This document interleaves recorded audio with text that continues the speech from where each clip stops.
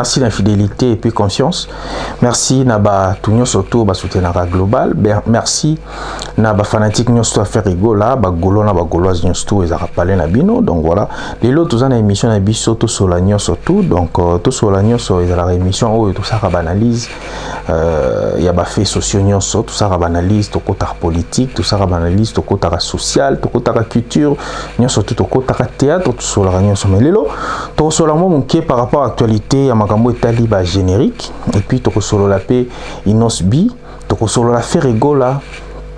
car ningi zalaka donc voilà yango nande ba sommaire na biso tomeki ko solo la donc avant ko kota na ba vu fait sujet na biso ya émission tout solo nyonso to pesi d'abord merci et puis mbote na balandi nyonso tout ba fidèle internaute ya global en tout cas bo aimer ba vidéo na biso bo partager bo s'abonner massivement na chaîne Nabino, beau s'abonner massivement, tout ça pour ça, il y a pas abonnement Nabino, toujours sentir quand même au moins que ce qu'on est en train de faire, toujours ça va retomber dans yango. Il y a des gens qui nous appellent, en tout cas, toujours ça l'a vraiment flatté par rapport à Moussala Oyo, toujours ça la bino et puis na retour où nous au sa biso, tout ça la biso vraiment bien. Na yango wana kande tolobaka TVza Radio T, abonnez-vous massivement na Global Télévision Moscou. Voilà. Aimé Makabiscofil, Claude Lukebakweno, Mira Mafuta, Kiste Berlin, qui avait des griffes, moi na poto ya tongo, salam Nabino, vraiment Yangwana, donc merci beaucoup, na soutien Nabino, famille en tout cas, ça me va droit au cœur, donc voilà, merci. Quand on a tangi, na mi autant à quelques points autres comme solo là, donc Tokozana point liboso makambo etali Ferregola. Ferregola as artiste moko oyo lelo batu ba comprendre au moins ndenge artiste azala ki cloué lelo batu ba comprendre la vérité, batu ba comprendre côté musique ezali ndenge loba pomba alliance. Donc voilà, to moni ndeko na biso Ferre azosala musala na comme il faut, azosala musala na kaka ndenge vraiment ezalaka. Et c'est là où moi, je la bonne musique. Je tricage était. Parce que tu comprends que quand même, la musique au Congo, tricage moi qui donc, mutum soaro kende mboka mongo boye ache kumba na mboka na ndiye yende mutakangi mboka wana toyebi makambana nyonso tout. Donc, lelo ba comprendre GC Fungwami. Donc, tout le monde est d'accord. Na ba ba finga va faire rigola donc ba sala ngo même pour ba faire plaire muto atinga bango mais biso au moins tokoya justement ko sala banalisme mo positif ndeko soki obimi libanda tokoya lobelo ke non ndeko bimi libanda pour lobby omeka ko bongisa lisusu conduite na yo e kozalelo au moins bien faire rigola pesaki biso e bandeliane oyo ezalaki par hasard lelo tomoni par hasard sur le plan thématique. Pour comprendre que par hasard ils allaient générique moko oyo et répondre naba norme nyonso tout asali copie coller mon côté faire rigola na kati wana bo sentir asali système moko na kati ande mona bo sentir rythme zo changer donc ezaba biloko moko boye oyo faire rigola pe asepeli ici ba congolais mais ceux qui bolandi pe na kati on a beau comprendre déjà faire rigola ba trim sous ba on a ba français au sentir que faire rigola déjà zo pesa ba image déjà harmonie tango ya nyonso déjà pe so bolandi ngo bien ndenga par hasard vous allez comprendre. Donc voilà, pourquoi par hasard et qui vraiment en clarté, c'est parce que na moment où par hasard ba qui par hasard ezaki moment moko oyo ezaki moment moko oyo pandémie à Covid-19 et frappaki monde entier mobimba bato bazalaki un peu na kobanga bato babulaki ke non te fin du monde bato baodaye yango wana c'est la raison pour laquelle vraiment par hasard ils ont qui en plein na yango mais eza générique moko kitoko donc eza générique moko vraiment kitoko ba artiste balataki kitoko donc ba tourner ngo na kini mais on dirait ba tourner na mikili. Donc, pour comprendre au moins, on a posé na ba fanatique nous surtout ba linga bonne musique, ba fanatique nous surtout ba mélomane na bonne musique, ba fanatique ya faire rigola, bo kende bo consommer les sous par hasard, wana le quoi ba générique eza siko na minute yo na actualité, mais bo sanate que un artiste aliaka toujours na ba œuvre na ye. Oui, YouTube eza nango zo tala na YouTube, tu t'abonnes na chaîne ya YouTube ya Ferigola, eza vraiment eloko moko eza ya mutuya, mais to lingi pe to faire comprendre bino ke tango zo tala na YouTube eza nango streaming moko boye un peu gratuit, mais kene siko na ba plateforme ba téléchargement ya ba streaming o tala siko artiste na yo na premium oko bakisela artiste na yo vraiment impliso eza ya mutuya to lembate parce que to yebi ke bato ba soutenir Ferigola eza mikolo ebele ba yebi vraiment makambo na te ndenge ezalaka eza kilelo eza streaming en tout cas to apporter implice na makambo etali artiste na biso na ba streaming to expliquer qui comment est-ce que koki ko utiliser Deezer, Spotify, iTunes, tu expliquer qu'il y a surtout, ils en ont facile, tu télécharges seulement le téléchargement soit ils en gratuit. Donc au télécharger après avoir téléchargé au tcheba mail na yo mamnyo surtout et puis ba opesa yo compte moko bando foot à chaque mois et na compte wana d'abord il faut comprendre il faut qu'il y ait na premium des alliés et loko eza avantageux pour na artiste pour tant aux autres l'artiste kuna tant aux yo car artiste yeba ngo ozo kotisela artiste na yo et loko il faut ça les lots moko ya bien yango wana gande to lobby tozala wana pour na soutenir ba artiste na biso on pourrait pas kozala là pour na ko fingela artiste bato artiste za na posa nango té et puis faut eba que Ferigola za na posa polémique té yemo d'abord de lui-même personnellement aza mutu mo alingara ni ba problème té donc aza na ko na il fait son travail na ko na donc c'est un peu ça en tout cas to accompagner artiste positivement donc biso bato toza ba pandisango on pourrait pas rester toujours na ba Mathieu V ya koleka na ba écran ko finga pour botalama ça ne vaut pas la peine donc voilà message au biso donc nango vraiment ya koloba pour na Ferigola vous consommez par hasard toujours en attendant toujours c'est la single 0 c'est pour bientôt kalamingité beaucoup déjà moins de toi comme goya kalamingité single 0 ils ont d'abord image et ils m'ont fait rigoler bakobe la mitou nous m'ont sentir déjà que non indice bah symptômes et bandit déjà ya robé la mitou donc tout c'est la single 0. Après single 0 bokozwa harmonie oyezali album oyeza ouverte oyeko kotisa sous Ferigola na ba horizon mususu oyo yango bato tout bazozela yango to lingi tango album aneko bima tango single aneko bima tango album aneko bima to consommer yango ya kosomba o consommer na YouTube o kotala ngo na YouTube comme d'habitude ko bossa na te yo na no s'abonner na chaîne YouTube ya Ferigola te kende ko s'abonner na chaîne YouTube ya Ferigola o s'abonner kuna et puis kende na ba plateforme et toi téléchargement bon continuer toujours de consommer homme acoustique to expliquer bino déjà ils ont bandela té so za na posa ozo comprendre té kende na ba vidéo na so précédente vous allez voir comment est-ce que to lakisi bino na ba vidéo comment est-ce que koki ko télécharger puis ko zo compte na premium pour au avantager artiste na yo parce que to bi ke ba artiste msuba ko lo ba baza ba premium ba tekaka té to éviter. Pourquoi? Mais il y a un moment de la campagne Oyo et la musaka même ba mélomane et puis ba fanatique il y a bonne musique beau joie devoir wana et puis quand na lobaka zala le roi fanatique ya supporters il y a football ndenge ba somba Varese donc club sombi sali Varese asika o sombi Varese ngo tchango na parler na yo ezelo moko ya malonga ya makasi donc voilà. Pour la faire rigoler, je pense que bozu message aux qui bref ya koloba, toujours c'est la single 0, toujours c'est la harmonie, c'est pour bientôt. Donc voilà, beau s'abonner à la chaîne parce que ça n'a pas émission tout ça la kawana pour na bino ba golo ndenge bo réagir ça en tout cas ça la tout bien et ça la rapé bureau yemoko faire rigoler pe aza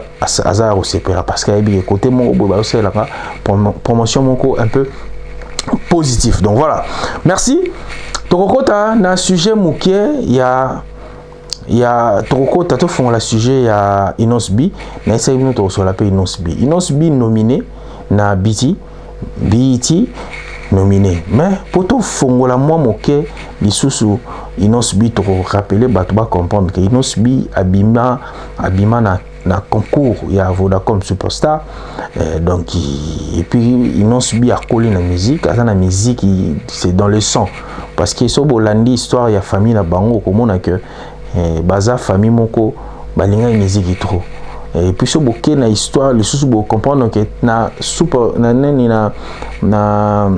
Vodacom Superstar bazali yena grand frère na ye mais tant ba que timbe la bango ke bazaki ba mi balé na grand frère na bango na casting d'abord na casting ba lekaka parce que bazana art moni babota manango balekaka na casting koleka na casting ba yo timbe la bango ke ba ya na leki ba maximiser ki siko chance ba gagner ceux qui leka gagner te ya ko ki ko gagner yango ba ki ko longola yaya nde inosubi atikalaki mais kolanda inosubi na debi na ye bo comprendre que aza mwana moko oyo akoli na art na nzoto na ye donc aza vraiment na art na nzoto et puis toi qui au mona team de quoi qui ko remporter concours wana na concours wana ya ki ko fungoler lisusu moi ba porte mais chose grave eloko ya important ya ko tirer na carrière ya ndeko na biso inosubi ezanini aza encadré na bato ba bi musique toyebi bandeko na ye mwana tanga bakomona bango ya te na niveau goma wana baza connu d'abord na makambo etali bandembo et tout et puis ceux qui bolandi bien vous comprendre que bandeko na ye po ba accompagner petit na bango artiste na bango omoni ba se procurer na eloko mo eza ya mutu ya ezali ba ye na audiovisuel tango ndeko na biso bakendaki États-Unis bakendaki pe bazalaki na vision quand même ya que non ndenge tozana petit na biso boye il faut to fongola moi structure moko boye o etel audiovisuel la ba caméra ko ça ba clip ya bo mona ba clip ya inosubi ezara toujours waouh parce que ba grand frère na ye bango nde bana sima na bosen ba kombo ya bandeko na ye wana bo comprendre que ezali eloko moko boye bazo salango na conviction nyonso tout ozo comprendre c'est-à-dire ekoki ko rater te tout le belango ndeko na biso aza encadré na bato bayebi musique et ça très important yango bozomona inosubi toujours babilo oneto abetaka erataka te ba clip ne erataka te donc c'est le mot est bien makasi donc voilà wana tominga tala komeki ko tali saka moi passage na moi eloko mo moke po ba comprendre moi qui est inosubi na yango wana tango aki ko remporter concours wana yaki ko komake il fallait qui production et con et tout il fallait que parce que na Vodacom superstar wana iconique aux ali label munene ya con bazala qui peut affilié na kati ya Vodacom superstar yango sala qui peut et mekaki ko memali susu inosubi na ba horizon susu monaki bazala na ba TI bazala na ba de belé et tout bazala wana mais y compris du susu pezaki na rencontre moko boye école abengisaki